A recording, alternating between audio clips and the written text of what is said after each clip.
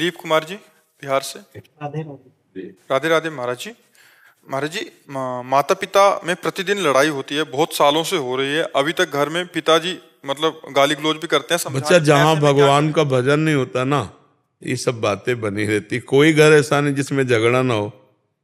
भैया भाभी का झगड़ा, देवर देवर, कोई नहीं समझता है, बहन लोग कोई भी नहीं समझती, इतना समझाने नहीं भैया हमारे शब्द सुनो। जिस घर में भगवान की आराधना नहीं होगी वहां कलयुग कलह तो खड़ा ही कर देगा। वहां नाना प्रकार के असत वृत्तियों का तांडव होगा। भगवान का जब तक भजन माता पिता नहीं करेंगे, परिवार के सदस्य नहीं करें। अब देखो उसी में 1 घंटा भी रामायण बोलना हो तो थक जाएंगे, लड़ने का समय नहीं रहेगा। अब भजन कीर्तन तो है नहीं, तो अब जो खा रहे हैं, गर्मी बन रही है, तो कहाँ निकालें? तो ये लड़ाई झगड़ा में निकाल रहे।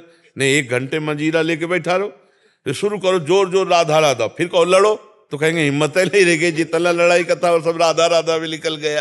तो आनंद आ जाएगा उनके हृदय में। 1 घंटा नाम कीर्तन करे, आनंद आ जाए। तो बच्चा जहाँ भगवान का नाम कीर्तन नहीं, भगवान की कथा कीर्तन नहीं, वहाँ मंगल कैसे हो सकता है? तो तुम कम से कम सत्संग सुनते हो, तुम शुरू करो। जब वो लड़े आपस में तो तुम जोर जोर से राधा राधा कहो, तब दोनों का मन तुम्हारे ऊपर खिंच के आएगा। अब वो तुम्हें गाली देंगे, तुम उठना नहीं, राधा राधा। जहां वो लड़े तब बीच में जाके राधा राधा राधा राधा, अपने आप ठीक हो जाएगा। गुरुजी वो लोग बोलते हैं पागल हो गया है। तुम यही तो कह रहे हो, तुम्हें गाली देंगे तो भी तुम्हें अपना कीर्तन बंद नहीं करना, यदि उनका मंगल चाहते हो। बकाया भजन से विमुख, हरि से विमुख जीव को कभी भी शांति नहीं मिल सकती। तब लग कुशल न जीव को, सपने हो मन विश्राम, जब लग भजत न राम को, शोक धाम तज काम। देखो तुम्हारे जैसे बच्चे जिसके हो गए, अब भी लड़ाई लड़ रहे हो। अरे अब तो वृद्धावस्था में भगवान नाम में डूबना चाहिए, भगवान के चिंतन में यहाँ से जाना है। पर नहीं, वो आसक्ति होती, बुढ़ा बुढ़ी लड़ाई लड़ते रहे हैं, और जब बहू आ जाती है तब फिर वो दूसरा तांडव शुरू हो जाता। मान लो तुम्हारी पत्नी वही हो रहा है। हो रहा है। हाँ, हाँ तो अब नमिता जी न्यू जर्सी से। राधे राधे महाराज जी। राधे राधे महाराज जी, आपके चरणों में कोटि कोटि प्रणाम। महाराज जी, मेरा प्रश्न है कि इष्ट धाम मंदिर और गुरुदेव की परिक्रमा क्यों लगाई जाती है? परिक्रमा की महिमा का वर्णन मेरे को कहीं मिला नहीं। प्रदक्षिणा भक्ति में 64 अंग है। 64 अंगों में भक्ति में एक प्रदक्षिणा अंग है। अपने गुरुदेव की प्रदक्षिणा, इष्ट की प्रदक्षिणा, इष्ट के धाम की प्रदक्षिणा। जैसे ब्रज 84 कोस की परिक्रमा है, बरसाने की परिक्रमा है, गिरिराज जी की परिक्रमा है, वृंदावन की परिक्रमा है, ऐसे बिहारी जी की 4 परिक्रमा है, राधा वल्लभ जी की 4 अपने गुरुदेव की कुटिया की 4 परिक्रमा। ये भक्ति का एक अंग है। इससे पैरों की सार्थकता है, हमारे पैरों की साधना है। भगवान के धाम की यात्रा करना, प्रदक्षिणा करना, ये हमारी भक्ति के 64 अंगों में एक अंग है प्रदक्षिणा। इसलिए किया ही जाता है, प्रदक्षिणा की जाती है। पूजा की पूर्णता प्रदक्षिणा से ही होती है। पूरी पूजा हो गई, 4 परिक्रमा ठाकुर की अपने, साष्टांग दंडवत किए। ये हमारे भक्ति के 64 अंग हैं। तो उनमें एक एक अंग का अलग अलग व्याख्या, अलग अलग महत्व है। और पूरी संपूर्ण 64 अंग की भक्ति का मतलब है 64 कला प्रवीण श्री प्यारी जी को प्राप्त करना। हमारी प्रियाजू 64 कला प्रवीण है। तदपि भोरी, तो भक्ति सर्वांग रूप से की जाती है, तब वो प्रेममयी हो जाती है, प्रेममयी। फिर ये बाहरी अंगों का ध्यान नहीं रहता कि परिक्रमा लगानी तभी पूजा पूरी होगी, फिर तो एक अलग स्थिति होती। पर प्रारंभिक भक्ति के लिए 64 अंग वर्णन किए गए हैं, इसलिए उसमें प्रदक्षिणा है। जो घर में सेवा विराजित है उनकी भी प्रदक्षिणा कर। हाँ, कर लेनी चाहिए। ऐसा सिंहासन ऐसे हम विराजमान किए हैं, जब सेवा हो गई, पूजा हो गई, तो एक तरफ कर देते हैं दीवार की तरफ, उन्हें तो ऐसे पहिया लगे सकला के ऐसे कर लिए, फिर वहीं परिक्रमा कर ली, वहीं ठाकुर बीज में विराजमान सिंहासन में।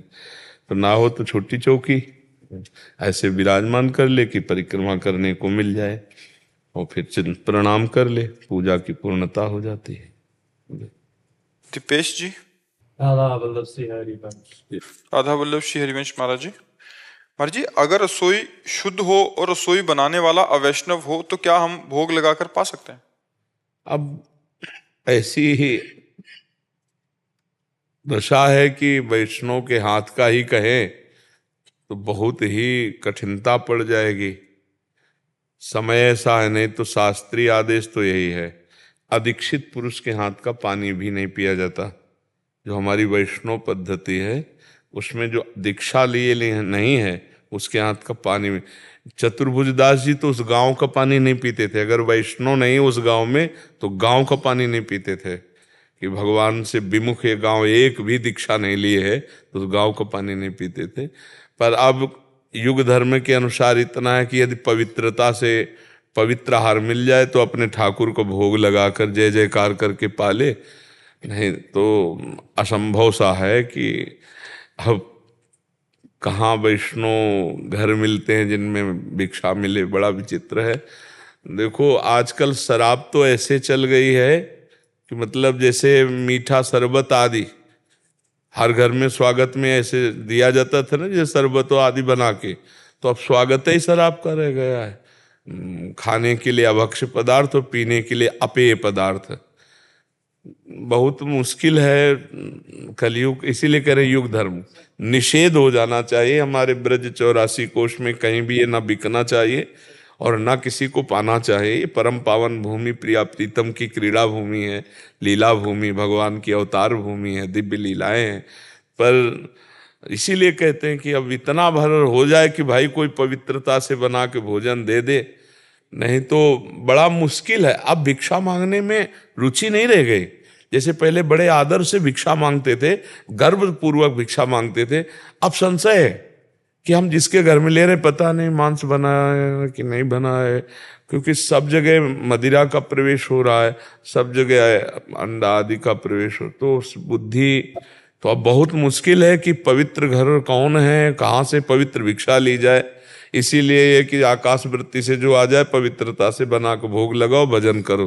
अब समय नहीं रह गया कि हम गली गली माधु करी वृत्ति, क्योंकि समय बहुत गड़बड़ हो गया है, समय का प्रभाव होता है। तो अब ये तो बहुत बड़ी बात है कि पवित्र रसोई में भोजन मिल जाए, नहीं तो रसोई पवित्र होना बड़ा मुश्किल रह गया। आजकल लोगों को अमनिया और प्रसादी का ज्ञान नहीं। अमनिया प्रसाद, अच्छा आप बताओ, वो सौंच बनी है ना उस कुर्सी वाली, उसी में बैठ के लघुशंका हुए और उसी वो ऐसे ही चले गए रसोई में। वही सब कपड़े जो सौंच को स्पर्श किए लेटरिन को, वो सब अपवित्र है कि नहीं है। तो पवित्रता तो बड़ा मुश्किल है कि हमें ठाकुर के लिए भोग अपने हाथ से बना के मिल जाए तो बात अलग है, नहीं तो कोई वैष्णव बनावे तो भले उसे प्रसादी अमनिया अपवित्रता का ज्ञान हो। नहीं, आजकल कोई ज्ञान नहीं है। भगत कहलाते हैं और उसी सीट पे लघुशंका किए और हाथ धोए चल दिए और पूरे सब कपड़े अपवित्र हो गए। अब वो जहां जहां छूओगे सब अपवित्र हो जाएगा। महाराज जी कल कोई आए तो कह रहे थे कि कहते हैं ऐसा अगर हम ज्यादा वो करते हैं तो लोग कहते हैं ज्यादा बड़ा बन रहा है, ये क्या तरीका है। वो उल्टा उन्हीं को, क्योंकि भाई जब 100 गंदे रहेंगे और एक आप अच्छे रहोगे तो तुमको गंदे बनाएंगे ना, एक काहे को अच्छे रहने देंगे। तो जरूरत ये हिम्मत करने की है कि 100 गंदों की बात हमें नहीं माननी, हमको अच्छे पवित्र रहना है। तो ये जरूरी है कि 100 भजन ना करे, 100 गलत चले तो एक को जो भजन कर रहा है वो गलत चले, ऐसा नहीं है। तो बहुत कठिन है वैष्णवता और बहुत कठिन है पवित्रता। कहाँ सही भोजन मिल जाए यही बहुत बड़ी बात है। भगवान की कृपा मनावे और भोग लगावे और पाले। मेरे लाडले गुरुदेव, मेरा एक प्रश्न था जी। मेरे आप ही की कृपा से ये पता चला है कि मेरा स्वरूप का परम भोगी सेवा है, बस सेवा ही है, लेकिन मैं तो शारीरिक रूप से असक्षम हूँ सेवा करने के। जी, सबसे बड़ी सेवा आज्ञा समन सुसाहिब सेवा, अपने गुरुदेव की आज्ञा में रहना सबसे बड़ी सेवा है। हमारी सबसे बड़ी आज्ञा है राधा राधा राधा राधा राधा वल्लभ श्री हरिवंश। नाम जप करो, ये कोई भी कर सकता है। क्यों भाई, आप शारीरिक असमर्थ हो तो नाम जप कर सकते हो ना, तो बस फिर आप चिंता मत करो। सबसे बड़ी सेवा गुरुदेव की, उनके द्वारा दिया हुआ नाम मंत्र जप ले। आज्ञा शमन सुसाहिब सेवा, अपने साहब की आज्ञा का पालन करना ही सबसे बड़ी सेवा है। और सबसे बड़ी आज्ञा है भगवान का नाम कीर्तन करो, नाम जप करो, लीला कथा सुनो, लीला कथा गाओ, भगवान की सेवा करो, ये सबसे बड़ी आज्ञा है। तो कुछ नहीं कर सकते तो नाम जप तो कर सकते हो, राधा राधा राधा, हो गई सेवा, हो गई सबसे बड़ी गुरु की सेवा, संत की सेवा। समझ गए? बिल्कुल महाराज जी। एक बात और थी, हम तो आप श्री से संभाषण करने के लायक भी नहीं है। एक इच्छा है, शरीर में रहते रहते अगर आप लायक बनाकर आप एक बार हृदय से लगा लीजिए, बस हो गया। अगर बाहरी शरीर से हृदय से लगाने से काम बनता तो हम सबको हृदय से लगा लेते। हृदय तब लगता है जब हृदय हृदय हो जाता है, दोनों का एक हृदय हो जाए। हमारे हृदय में जो किशोरी किशोरजू, वैसे ही आपका हृदय किशोरी किशोरजू, तो हृदय से हृदय मिल गया। तो बाहरी हृदय लगाने से हमें लगता है कि लाभ नहीं मिलता है, वही आचरण फिर बने रहेंगे जब तक भजन नहीं करोगे। भजन करना ही हमारे गले लगना है, भजन करना ही हमारे चरण छूना है, भजन करना ही हमारा आशीर्वाद है। जब भगवान हृदय में बैठे हुए हैं फिर भी अशांति है तो और कौन की बात करे। तो इसलिए तहां वेदस कारण राखा, भजन प्रभाव संत श्रुति वाखा। भजन भजन करो, भजन ही जीवन का सार है। आंख नहीं है तो कोई बात नहीं, मन की आंखों से देखो, मन के भाव से हृदय से आलिंगन करो और नाम जप करो। तो इसलिए मस्ती से रहो, नाम जप करो। मुकुल व्यास जी। श्री हरिवंश महाराज जी, आपके चरणों में कोटि कोटि प्रणाम। महाराज जी, नाम जप तो चल रहा है किंतु कई बार देखा जाता है कि बुजुर्गावस्था में विस्मृति हो जाती है। अब हम अपने लोगों को ही वो भूल जाते हैं बुजुर्ग। ऐसी स्थिति में क्या करें? अपने लोग कौन है? ये कह रहे हैं कि कोई बुजुर्ग हो तो बाद में बुजुर्गावस्था। अपनी बात करें महाराज जी। बुजुर्गावस्था में कई बार देखा है कि भजन करो ना, अभी करो ना। बुजुर्ग अवस्था को क्यों ढो रहे हो? कल जियोगे, तुम्हें भरोसा है? नहीं महाराज। फिर बुजुर्ग अवस्था में कौन अपना है? अगर सबकी ममता ताग बटोरी, मम पद मने बांध बटोरी, तभी तो भजन बनेगा। ऐसे भजन पराये का भजन थोड़ी होता है, अपना होता है भजन। अपनी आत्मा है प्रभु, अपने जीवन है, उनके बिना जिया नहीं जा सकता। तो कैसे भूले उनको? तुम्हारा कोई है इसलिए तुम भूल जाते हो, कैसे भूले उनको? जगह नहीं रह गई। नाहिन रहो हेमा ठोर, नंद नंदन अछत आनी है।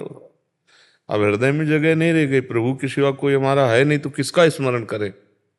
तो बस अभी प्रभु के सिवा और जो कुछ है उसे सत्संग सुनकर, शास्त्र स्वाध्याय कर, भगवत आराधना करके उसको हटाओ, फिर तो भगवान छा जाते हैं, उनका सुमिरन छा जाता है। कोई छूटने वाला चीज है? बुढ़ापा हो, चाहे रोग ग्रसित हो, चाहे विपत्ति हो, चाहे संपत्ति हो, कोई फर्क नहीं पड़ता अंदर भगवत चिंतन में। अगर फर्क पड़ता है तो अभी है कोई और प्रभु से बढ़कर। शरीर, शरीर संबंधी भोग या शरीर संबंधी रिश्ते नाते, इन्हीं का तो त्याग करना साधना है। आंतरिक, बाहर सबके बीच में रहे, अंदर से भगवान का अकेला। मेरे तो गिरधर गोपाल दूसरों। तो अब याद करूं तो किसको करूं, और भूलूं तो क्या भूलूं, क्या भूलूं? बस बात ये है ना। तो अभी अपना बहुत कुछ है इसलिए प्रभु पराये लगते हैं।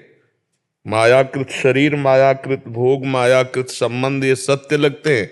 इसलिए जो सत्य सच्चिदानंद प्रभु है वो पराये लगते हैं। तो भजन करना कठिन है, क्योंकि मन और 5 ज्ञानेंद्रियां विषयों की तरफ स्वाभाविक प्रवृत्ति किए हुए हैं। भगवान से अपनापन नहीं होने के कारण वो बार बार हमको विक्षेप देती रहती हैं, विषयों की तरफ, शरीर की तरफ। इसी विक्षेप को मिटाना ही तो योग है। अभ्यास योग युक्तेन चेतसा नान्यगामिना। हमारा चित्त अपने लक्ष्य को छोड़कर और जाए ही ना। तो बार बार जहां मन जाए वहां अपने प्रभु को देखे, या जहां मन जाए वहां से हटा के अपने लक्ष्य पर लाए। तो अभ्यास योग जब हमारा सिद्ध हो जाता है तो फिर स्वाभाविक भजन होता है। सतत भजन प्रेम पूर्वक यदि हम करने का अभ्यास करें तो योग भगवान करा देते हैं। तेषाम सतत युक्ता नाम भजताम प्रीति पूर्वकम तो ददामि बुद्धि योगम तम ये नमाम उपयान। जब भगवान देखते हैं हृदय से ये भजन करना चाहता है तो फिर वो वृत्ति देते हैं जो किसी साधन में नहीं होती, वो भगवत कृपा पात्र में ही उदय होती है। स्वाभाविक जैसे दिल धड़कता है ऐसे भजन होता है, एक एक धड़कन के साथ जैसे। और वो भजन स्वादिष्ट होता है। अभी जैसे विषय चिंतन में स्वाद आता है, भगवत चिंतन रूखा सा लगता है। जैसे राधा नाम सुधा रसम रसी तुम जिह्वास्त में विह्वला। हरिवंश महाप्रभु कहते हैं, ऐ जिह्वा तू विह्वल होकर रसास्वादन करने वाली है ना, तो राधा नाम का सुधा रस, अमृत रस, इसका पान कर। लेकिन अपने को नहीं लग रहा कि अमृत रस है, अपने को गुलाब जामुन या विषय सेवन अच्छा लगेगा, प्रभु का नाम सूखा लगेगा। क्योंकि हृदय मलिन है। और जिस दिन हृदय पवित्र हो गया तो स्वाद आ जाएगा भजन में, स्वाद आ गया तो छूटेगा नहीं, फिर भजन नहीं छूटेगा। इसलिए हमें अभ्यास करना है। बुढ़ापे को किसने देखा है? आज शाम कौन देख पाएगा, इतने में क्या पता। तो हम भरोसा बुढ़ापे का कर रहे हैं।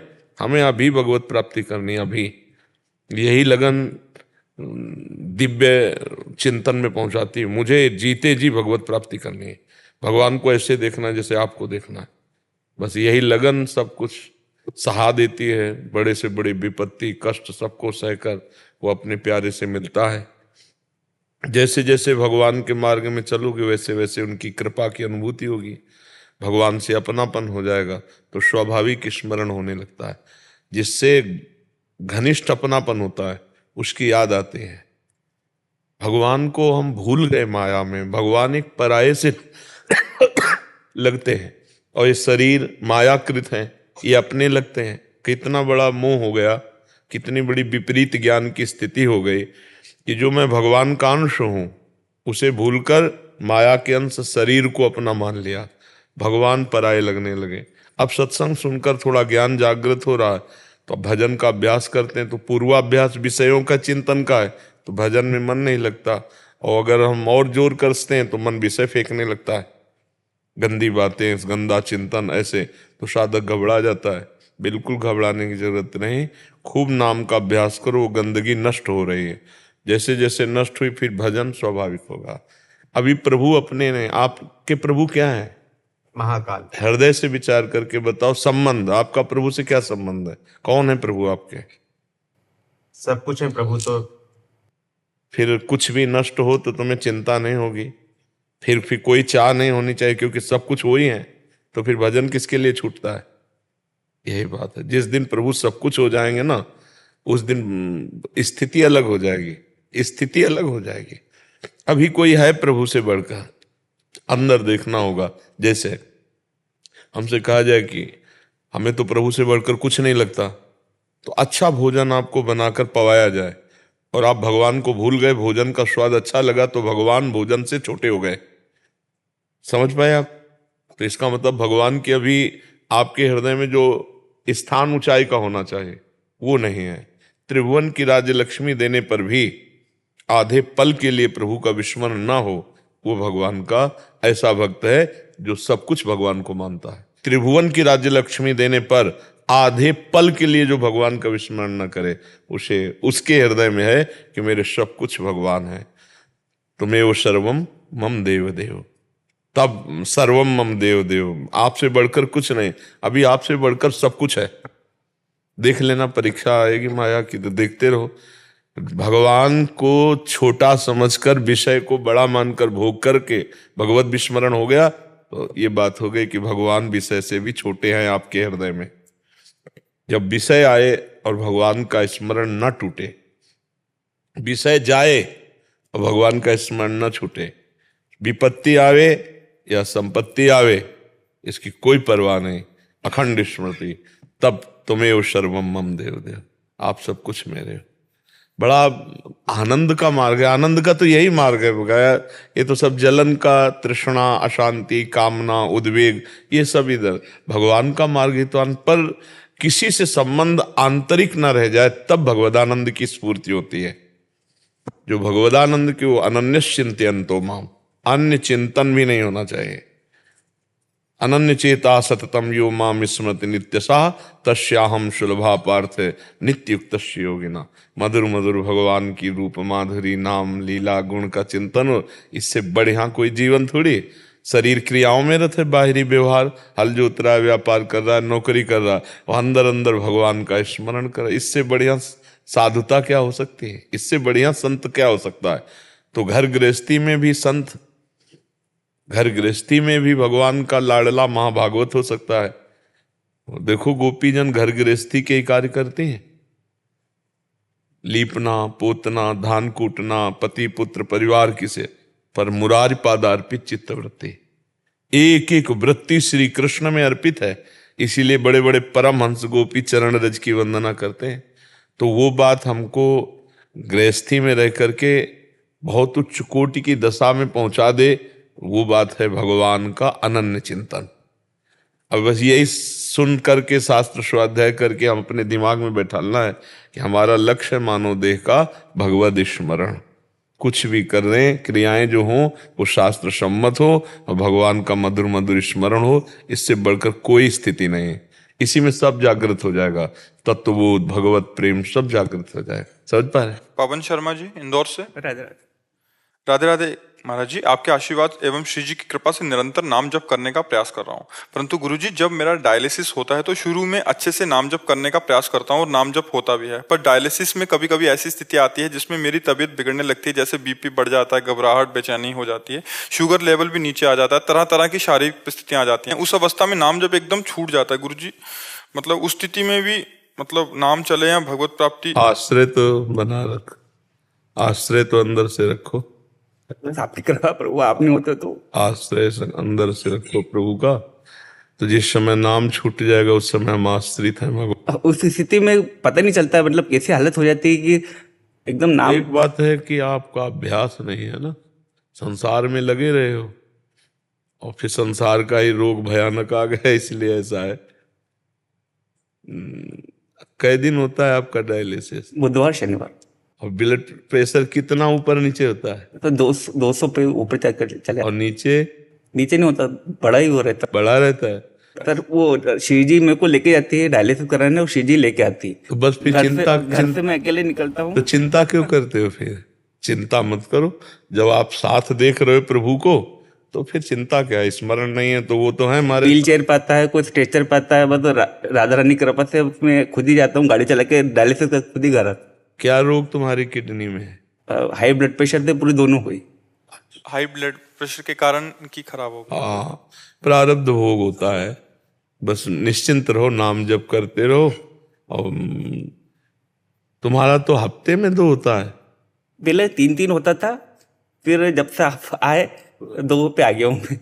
हाँ, तो और भी सुधार हो सकता है। तुम प्रसन्न रहना सीखो, नाम जप करो, उचित आहार पाओ, स्वस्थ जो डॉक्टर कहें उसके अनुसार, और पानी आदि कम पीने को कहते हैं। पानी तो भी कभी पी रहा हूँ। अभी मेरा कल डायलिसिस था, कल तो मैं अभी यहाँ पे हूँ, अब मैं शरीर को कराऊंगा। हाँ ठीक है, अच्छे रहो, बस यहाँ पे आया हूँ। प्रसन्न रहो। प्रसन्नता सबसे बड़ा शरीर स्वस्थ होता है। आपको देख के प्रसन्न हुआ था गुरु। हाँ, अब हम तो प्रसन्न ही रहते हैं, हर समय प्रसन्न रहते हैं।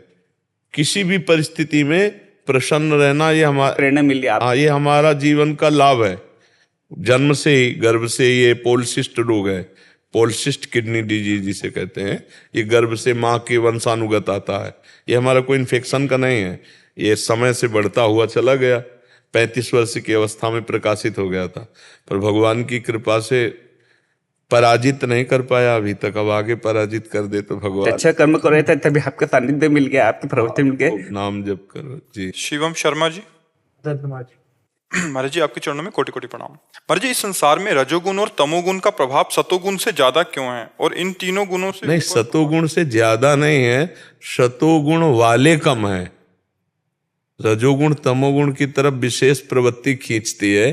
जैसे भोगाकांक्षा जितनी भी, क्रियाकांक्षा जितनी भी, वो राजसिक।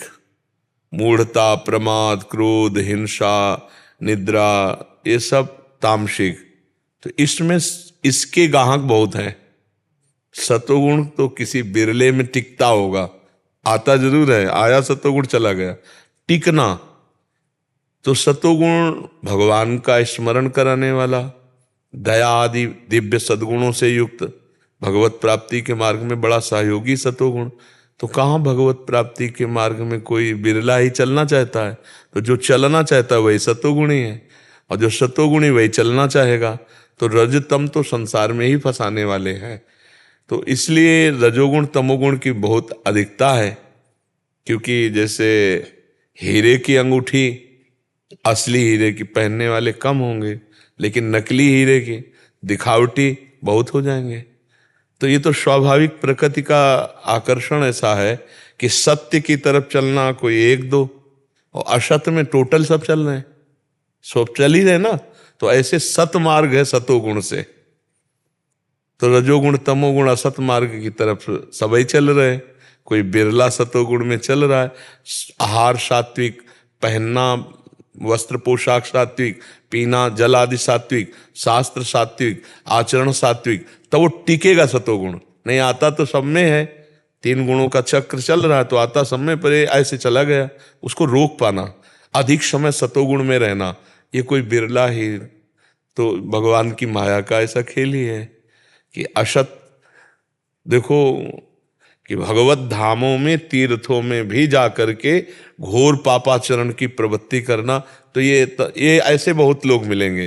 लेकिन भगवान के धाम में जाकर उपवास करना, तपस्या करना, नाम जप करना, दान पुण्य करना, पवित्र रहना, ऐसे कोई बिरले होंगे। नहीं तो धाम को भी आजकल पिकनिक जैसा है, नहीं मनाने लोग जाते। वैसे भगवत धाम में कम से कम एक रात अगर रुके तो उपवास करे, भजन परायण पूरा समय जाए। कम समय मिलता है धाम आदि के लिए, तो उपवास करके भजन करना, परिक्रमा करना, ये सब कमाया जाता है। तो ऐसे ही सतोगुणी वृत्ति तो बहुत दुर्लभ वृत्ति है, और रजोगुणी तमोगुणी मारी घूम रही है। नकली आभूषण 10-5 हजार के ढेर सारे ले आओ, तो असली कौन पहनना चाहेगा? कोई बिरला धनी। ऐसे ही पूर्व जन्म का कोई पुण्यात्मा ही सतोगुण में टिकेगा, नहीं तो रजोगुण तमोगुण वही सब है।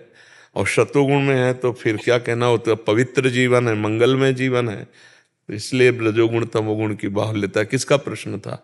हाँ जी, रंजीत शर्मा जी, गंगानगर से। राधे राधे। राधे राधे गुरुदेव, आपके चरणों में कोटि कोटि प्रणाम।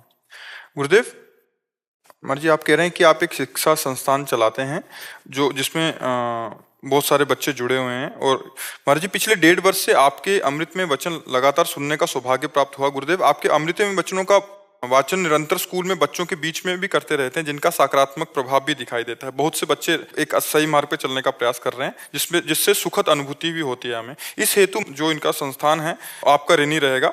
महाराज जी ये कह रहे हैं कि क्या इस तरह शिक्षा सेवा कार्य करते करते हमें भगवत प्राप्ति हो जाएगी? हाँ, बार बार मन करता है कि सब कुछ छोड़ के नहीं, छोड़ने की जरूरत नहीं है, भगवान को समर्पित करने की जरूरत है।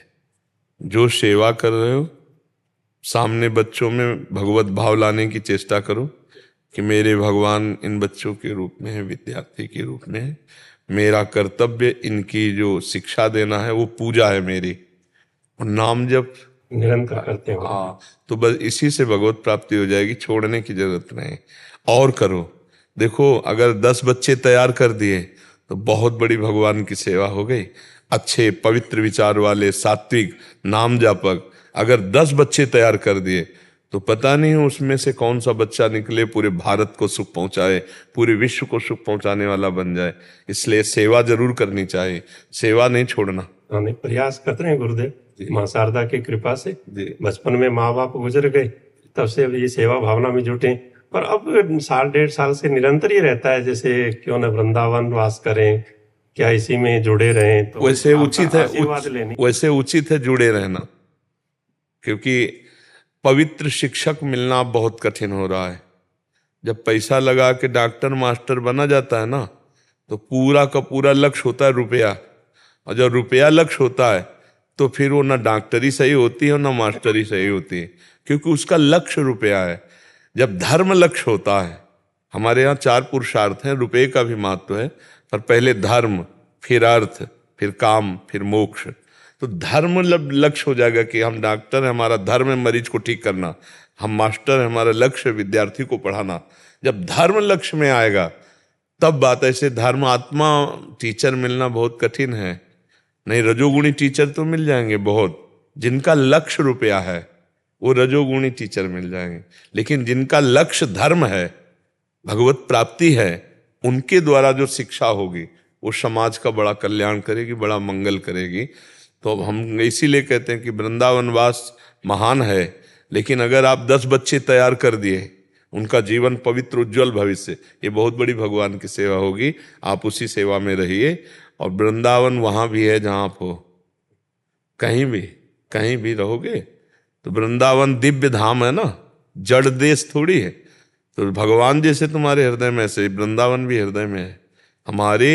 उर वृंदावन, और भगवत रसिक जी कह रहे हैं, माया काल जहां नहीं व्यापे तहां रसिक सिरमौर हमारे उर वृंदावन। यदि आप वृंदावन का चिंतन करते हो, राधा राधा नाम जप करते हो, तो जब शरीर छूटेगा तो वृंदावन ही आओगे पक्का। तो आप सेवा में रत रहो, ठीक है। अंकित जी। राधा वल्लभ जी। महाराज जी आपके चरणों में कोटि कोटि प्रणाम। महाराज जी हमारी ड्यूटी ज्यादातर समुद्र में रहती है, महाराज जी समुद्र में कैसे भजन करें? अरे कहीं भी ड्यूटी रहे, समुद्र में रहे, पृथ्वी में रहे, आकाश में रहे, हम जिंदा है, श्वास चल रही तो राधा राधा। ये है कि समुद्र में भजन नहीं हो सकता। समुद्र में तो और भजन होगा, भगवान का साक्षात स्वरूप है समुद्र, भगवान का स्वरूप है, ब्रह्म स्वरूप है समुद्र, तो उसमें तो और भजन होगा। मान लो गंगा के ऊपर रात दिन रहना पड़े तो भजन ही है, तो आप और भजन करो। भजन देखो, भजन अंदर की चीज होती है, बाहर के संग से थोड़ा अनुकूल या प्रतिकूल भाव पड़ता है। जैसे मान लो 4 भगत मिल जाए तो भजन में उन्नति होगी, और 4 अभक्त मिल जाए तो बड़ी अंदर से लड़ाई लड़नी पड़ेगी। ये तो हो सकता है, लेकिन असंभव नहीं है कि हम समुद्र में भजन नहीं कर सकते, या पृथ्वी में नहीं कर सकते, या वायु में नहीं कर सकते। अलग अलग डिपार्टमेंट हैं, अलग अलग साधना है, पर भगवान सबके एक ही हैं। तो भगवान का स्मरण करना सबसे बड़ी साधना है। तो समुद्र में हो तो क्या अंदर से भगवत स्मरण करने में समुद्र रोकेगा क्या? नहीं, और आनंद है, ज्यादा प्रपंच तो रहेगा नहीं। वही साथ में जो आपके हैं वही साथ में है, और किसको किससे मतलब है, अपनी अपनी ड्यूटी सब निभा रहे हैं। आप अंदर ही अंदर नाम जप करते हुए भारत की सेवा में रहो। बहुत बड़ी सेवा है। भारतीय सैनिक जो जल थल वायु में है, इन्हीं के द्वारा हमारी रक्षा होती है। आज हम जो भजन स्वतंत्र रूप से कर रहे हैं तो आप सबकी सुरक्षा में कर रहे हैं। अगर बॉर्डर पे सुरक्षा ना हो तो आतंक हमें भजन न करने दें। जो दुष्ट स्वभाव के लोग हैं वो हम जितने भी नहीं शांति से रह पाएंगे। मान लो हम सुना कि वहां एक हमारा भारत का जवान आतंकवादी ने मार दिया, तो ये थोड़ी कि यार हृदय जलता है, यार देश की रक्षा में एक जवान शहीद हुआ, ये दुष्ट कुछ लेना ना देना, बेमतलब अपने प्राण गंवा रहे और 4 को और मार रहे हैं। इनकी बुद्धि को जो है विपरीत कर दिया गया है, तो विपरीत चिंतन कर। तो अब आप सोचो, अगर वहां तुम ना लगो और वो अंदर आ जाए तो लाखों को मारेंगे। इसलिए शासन में जो सेना है ये बहुत पवित्र कार्य है। इसमें जो प्राण बलिदान है सीधे स्वर्ग जाएगा, अगर नाम जप कर रहा है तो भगवत प्राप्त हो जाएगा। तो बढ़िया है, समुद्र में रहकर खूब भजन करो, कोई परेशानी नहीं। क्यों? वो वहां पे जब करते हैं नाम जप नीचे, तो वो सभी हैं, वो तो इसमें नहीं है। नहीं, नाम जप का देखो, अब कौन जाने हम क्या कर रहे हैं, भजन कर रहे हैं कि संसार का चिंतन कर रहे हैं कि प्रभु कर रहे हैं। भजन गुप्त करना चाहिए, फिर 4 आपकी हंसी उड़ाएंगे। मान लो आप बैठ के राधा राधा राधा करोगे तो आपकी हंसी उड़ाएंगे। 4 के बीच में बैठे हैं, पैंट शर्ट पहने हुए, बिल्कुल संसारी बने हुए, वो अंदर से राधा राधा जप रहे। जो वो बात किया तो बात कर लिया, किसी को समझने नहीं दिया कि हम भगवान में हैं। वही भक्ति उत्तम होती है।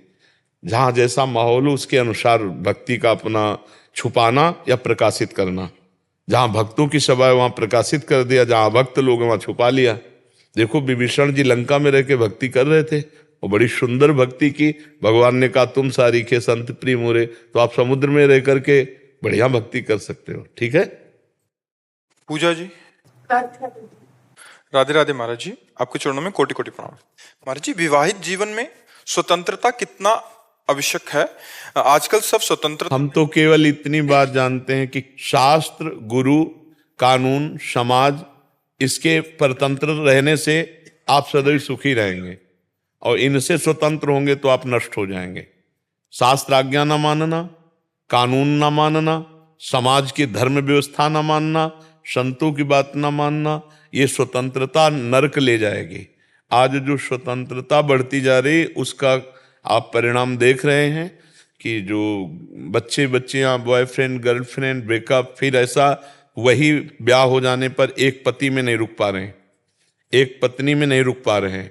वो अपनी गंदी आदतों के कारण गृहस्थी का जो संबंध बड़ा कड़ुआ होता चला जाए। फिर या तो गुस्सैल स्वभाव हो तो मारपीट करे, नहीं तो बाद में फिर वो संबंध विच्छेद कर ले, क्या आप जीवन रह गया।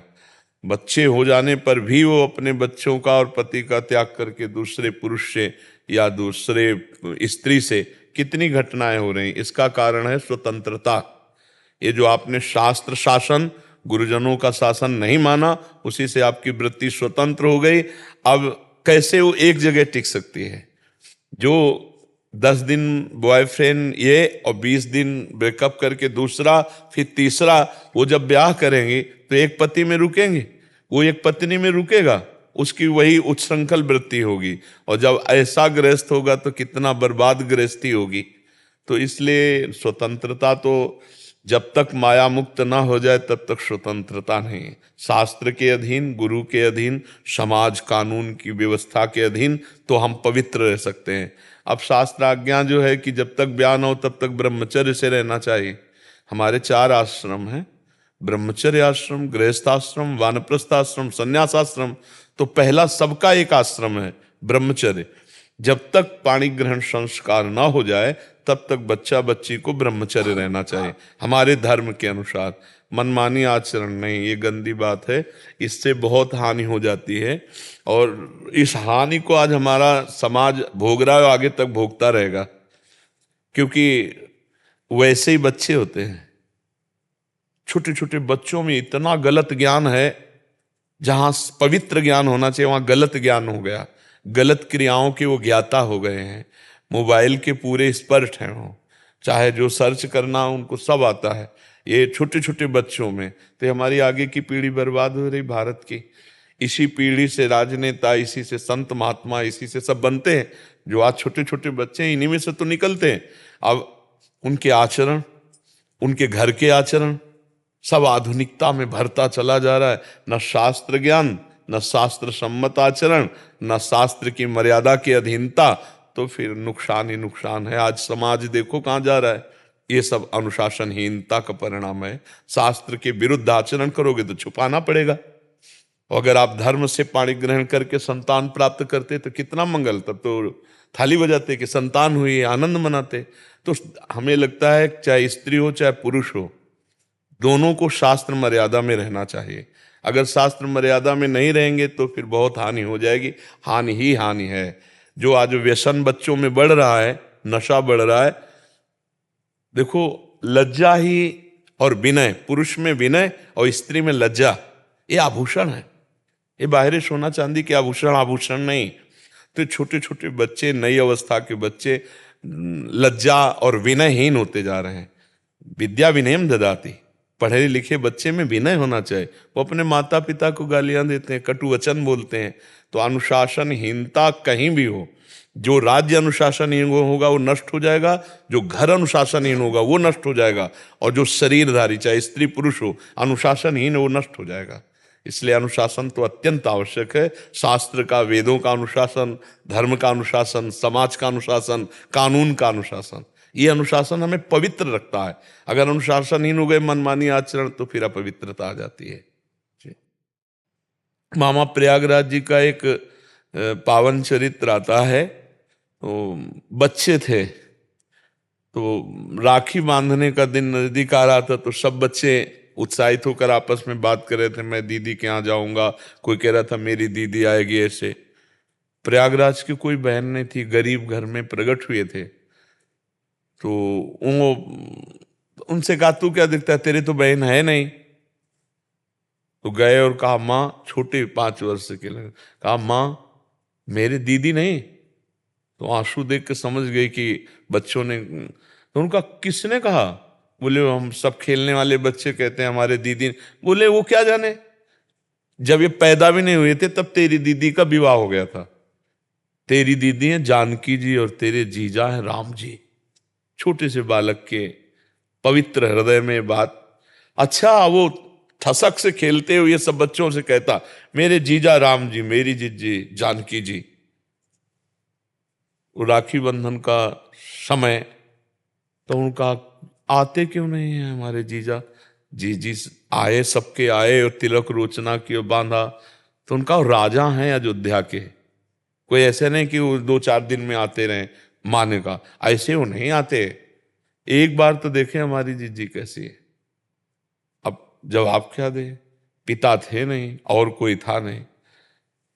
भागा अयोध्या धाम, जीजा राम जी, जिज्जी जानकी जी। बच्चा दिमाग में। प्रयागराज बहुत बड़े संत हुए हैं, प्रयागराज मामा प्रयागराज जी। अयोध्या में गए तो लोगों से पूछ पूछ कर अयोध्या पहुंचे। भगवान सबका संरक्षण करते हैं, भाव की पूरी रक्षा करते हैं। सिम की चाप सके को तासु, बड़ रखवार रमापति जासु। अयोध्या पर पूछा हमारी जिज्जी जानकी जी जीजा राम जी कहाँ, तो उनका कनक भवन, भक्तों ने समझा कि तो उनका कनक भवन, वहां गए तो उनका यहाँ तो मूर्ति है, मूर्ति नहीं, हमारे जीजा जी हैं, अयोध्या में रहते हैं। लोगों ने बच्चा समझ, अब कोई उनकी बात ना सुने। वो घर से आटा के लड्डू बना के लाए थे कि जीजी को और जीजा को पवाएंगे, तो सरयू के किनारे रो रहे कि कोई हमें पता नहीं बता रहा, हमारे जीजा जी यही रहते, उनका नाम राम जी है, जानकी जी है। तो सब लोग कनक भवन की तरफ उनकी बात, बोले हमें मूर्ति नहीं, हमारे जीजा जी चाहिए। एकांत में सरयू किनारे रो रहे थे। इतने में महाराजा धीराज श्री रामचंद्र की जय आवाज कान में पड़ी। देखा विशाल हाथी पर सोने की झालर, मढ़ा हुआ हाथी, और सीढ़ियां सेवक लगा रहे हैं, तो जानकी जी और राम जी उतर रहे हैं। जानकी जी दौड़कर नजदीक आई, बोले इतना तुम एकांत में रो रहे हो, हमारा जहां हम रहते हैं वो कोई बिरला ही जानता है जहां रहते हैं। देखो हम तुम्हारी जीजी जानकी, ये तुम्हारे जीजा राम। और जानकी जी ने गले से लगाया जैसे भाई को लगाते ना, रोचना लगाया, तिलक वास। राम जी, अब उसका सब अज्ञान नष्ट हो गया। जब साक्षात परब्रह्म परमात्मा भगवान भाव के भूखे हैं, विकलता भगवान के, भगवान की विकलता हुई कि मेरे जीजा राम जी, जीजी सिया जी कहाँ है। भगवान जहां कोई विकल होता है वहीं प्रकट। रुदु सुश्रम राजन कृष्ण दर्शन लालसा, तो प्रकट हो गए ना। तासा महावीर भूत चोरी इसमें मान मुकाम्बुजा, पीताम्बर धरा सृग्वी, साक्षात मनमथ मनमथा। काफी देर बातचीत हुई। अज्ञान का नाश होने के कारण वो जान पाए कि हमारी जीजी जानकी जी कौन है और जीजा राम जी कौन है। छोटे से बालक में ब्रह्मबोध, भगवत तत्व का ज्ञान। अब तो हर समय वो गिरदा लगा के बैठते थे। अगर कोई कुछ कहता तो कहते पता है तुम्हें, मैं राम जी का साला हूं, जानकी जी मेरी बहन, मेरे जीजा चक्रवर्ती सम्राट राजा धीराज राम। अब मुझे क्या कर रहा है, मैं तो उनका साला हूं। बड़े सिद्ध महापुरुष हुए वो, सिद्ध महा, एक संबंध, उसी से भगवत साक्षात्कार। महर्षि इसमें एक था महर्षि, जैसे आप गुरुजनों का हृदय है कि थोड़ा सी भी प्रभु की चर्चा सुनी, कोई पद या उनकी कोई भी ऐसा भाव सुना तो छलक जाता, जैसे एक मटका भरा हुआ। महर्षि ऐसी स्थिति कैसे आती है? महर्षि नहीं, इसमें मूल तो कृपा ही है, पर प्रयास आप में जो बल दिया है भगवान ने, उसको सर्वतोभावेन भगवान में लगाना होगा ना। जो हम वाणी को प्रपंच में बोलते हैं उसमें हम भगवत गुणानुवाद करें, भगवान नाम कीर्तन करें। जो शरीर से असत क्रियाएं उनका त्याग करके सत क्रियाएं करें, भगवद आश्रित रहे, तो भगवान कृपा करते हैं। जब वो कृपा करते हैं तो एक संबंध बन जाता है, एक संबंध बन जाता है हृदय से। प्रभु मेरे मित्र हैं, या प्रभु मेरे स्वामी हैं, या प्रभु का मैं दास में, प्रभु हमारे पति हैं, प्रीतम हैं, प्रभु हमारे सखा हैं, जैसे दोस्त, प्रभु हमारे पुत्र हैं। एक कोई संबंध दृढ़ प्रभु से हो जाए तो दशा बदल जाएगी। उसी संबंध का बार बार, जैसे अपने प्रिय दोस्त का कोई बड़ा आदमी आपसे हाथ मिला ले, बहुत पदाधिकारी हो धनी, तो आपको दिन भर फूलन रहेगी, नहीं फूलन रहे यार, आज तो अमुक अपने हाथ मिलाया और कहा कि कभी भी कुछ जरूरत पड़े, यार अब तो हम निहाल हो गए। एक मृत्यु लोक का वो कभी दोबारा फोन न करे। और भगवान कह रहे हैं योगक्षेमम वहाम्यहम अनन्यस चिंतन, तो तुम केवल मेरा चिंतन करो, पूरा ठेका लेता हूं योगक्षेम का। तो वो तो वास्तविक पूरा ठेका ले सकते, दूसरा कोई ले ही नहीं सकता। हमको निर्भय हो जाना चाहिए। भगवान से अपनापन नहीं है, खास बात है अपनापन। अपना दोस्त जैसा, सबसे प्यारा दोस्त, अपना प्रिय पति जैसे, अपना प्रिय पुत्र जैसे, अपना प्रिय स्वामी, मैं उनका दास हूं। जो भी भाव, एक भाव कोई, इसे हमारे भक्ति भाव में शांत, दास्य, सख्य, वात्सल्य, कांता, गोपी, जो कांता भाव और सहचरी, तो ये भाव से भगवान का रसास्वादन किया गया है। देखो कितना सुख मिलेगा जब लगेगा इतने महान भगवान हमारे दोस्त हैं यार, इतने भगवान महान हैं जिनके सुदर्शन आदि चक्र सेवा में रहते हैं। नंद सुनंद जय विजय पार्षद, एक पार्षद सांप के वश अवतीर्ण हुआ, हिला के रख दिया ब्रह्मांड को पूरे। रावण, कुंभकर्ण, हिरणाक्ष, हिरण्यकश्यप, शिशुपाल, दंतवक, इनके ऐसे अनंत पार्षद हैं। वो प्रभु मेरे यार हैं, वो श्री कृष्ण मेरे मित्र हैं। अब बस यही बात, और जब कभी कृपा हुई और सामने उनकी छवि, तो क्या होगा? बस रोने किसी और कुछ थोड़ी होता है। एक आनंद की एक ऐसी उमंग, सहा नहीं जा रहा, बस सहा नहीं जा रहा। ये दुख नहीं है, ये सहा नहीं जा रहा ऐसा आनंद। जैसे अभी एसी चल रही तो आपको सहा जा रहा है, और बर्फ पे लिटा दिया जाए तो है तो ठंडा ही लेकिन असहनीय, तो आप विकल हो जाएंगे। तो आनंद की असहनीय दशा, तभी मीरा जी कहती जो मैं ऐसा जानती, प्रीति किए दुख होए, नगर ढिंढोरा पीटती अजी प्रीति ल करियो को। ये आनंद की अत्यधिक विवश आनंद स्थिति, जैसे हमारे दिल के सहने की थोड़ी सामर्थ्य है। भगवान आनंद समुद्र हैं, जब वो आनंद की तो चिल्ला चिल्ला के रोने का मन होता है, पर वो आनंदमय होता है। वो ऐसा नहीं होता कि कोई परेशानी वाला हो। ब्रह्मा को भी वो सुख नहीं प्राप्त है जो एक महाभागवत को सुख प्राप्त है, भगवान की याद में अश्रु प्रवाह करते हुए जो कपोलों को भिंगोता रहता है, गदगद कंठ भगवान को पुकार, अरे सातरति सा लोकांतारयति मम भक्ति युक्तो भुवनम पुनातो। मेरा भक्त पूरे लोक के लोक को पावन कर सकता है। तो ये तभी होता है जब भगवान से अपना घनिष्ठ संबंध हो, कोई एक संबंध हो। सर्व तो है ही है वो हमारे, पर कोई एक घनिष्ठ संबंध होना चाहिए। प्रभु से अंतर से एक अपनापन होना चाहिए, वो बहुत जोर का होना चाहिए कि उसके सिवा कोई नहीं। हमारे लाला तो फिर लाला, दोस्त तो दोस्त। वैसे तो सब कुछ है ही, सब भक्त के सब कुछ वही है, पर एक प्रधान होता है दासत्व, तो फिर स्वामी। हमारे इतने महान स्वामी, हम किसके आगे हाथ फैलाए? तभी गोस्वामी जी कहते बने तो रघुवर ते बने, बिगड़े तो भरपूर, तुलसी औरन ते बने, ता बनिवे पे धूरित। अपने इतने बड़े स्वामी, अब इनसे न बनेगी तो और किससे बनेगी? इनके समान कोई नहीं, फिर इनसे बड़ा क्या? तो बस हमारे स्वामी, हमारे दोस्त, हमारे प्रीतम, कोई एक भाव रख ले भगवान से तो परम मंगल हो जाता है।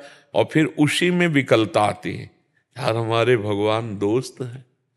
दशरथ जी को जब सुनाया दासी ने, पुत्र हुआ महाराज की जय हो, जाकर नाम सुनत शुभ होई, मोरे गृह आवा प्रभु सोई, परमानंद पूरी मन राजा। सुनते ही परमानंद स्थिति, जिसका नाम श्रवण करके संसार समुद्र से पार हुआ जाता है, वो स्वयं भगवान हमारे यहाँ पुत्र रूप में आए। परमानंद पूरी मन राजा, कहा बुलाए बजाओ, वाद्य यंत्र बजाओ। आज हमारे यहाँ परमानंद भगवान स्वयं आए, जाकर नाम सुनत शुभ होई, मोरे गृह आवा प्रभु सोई।